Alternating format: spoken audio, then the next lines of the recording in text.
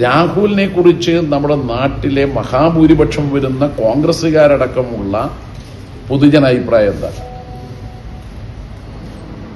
ബലാത്സംഗ കേസിൽ പ്രതിയാവുകയും നിർബന്ധ ഗർഭഛിത്രം നടത്താൻ പ്രേരിപ്പിക്കുകയും ചെയ്യുന്ന തെളിവുകളും വസ്തുതകളും പുറത്തു വന്നതോടെ രാഹുൽ ഒരു ലൈംഗിക കുറ്റവാളിയാണ്.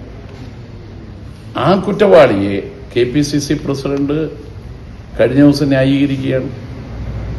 രണ്ടാമത് തനിക്ക് കിട്ടിയ പരാതി, അതിന്റെ പിന്നിൽ ലീഗൽ ബ്രെയിൻ ഉണ്ടെന്നാണ് അദ്ദേഹം പറയുന്നത്.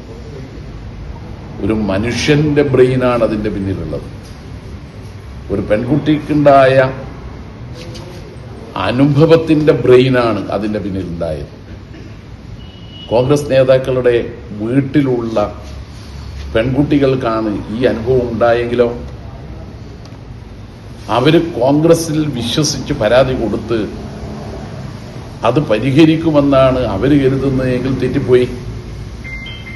അപ്പൊ ആദ്യം ആ ബാംഗ്ലൂർ സ്വദേശിനി ശ്രമിച്ചത് കോൺഗ്രസിന് പരാതി കൊടുത്ത് നടപടി എടുക്കുമെന്നായിരുന്നു. പക്ഷെ കോൺഗ്രസ് ഒന്നും ചെയ്തില്ല. അത് ചെയ്യേണ്ട ഇയാൾ KPCC പ്രസിഡന്റാണ്. അദ്ദേഹത്തിന്റെ നിലപാടെന്താ? ഇത് ലീഗൽ ബ്രെയിനാണ് എന്നാണ്. ആദ്യം ഇങ്ങനെ ഒരു പരാതി കിട്ടിയോന്ന് ചോദിച്ചപ്പോൾ അദ്ദേഹം പറഞ്ഞത് എന്താ? അത് നാഥനില്ല പരാതിയാണ് എന്നാണ്.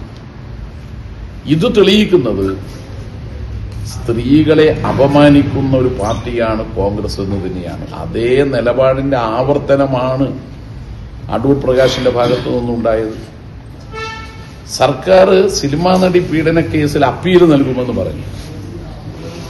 അപ്പീൽ നൽകുമെന്ന് സർക്കാർ പറഞ്ഞത് ശരിയായ ഒരു തീരുമാനമായിരുന്നു.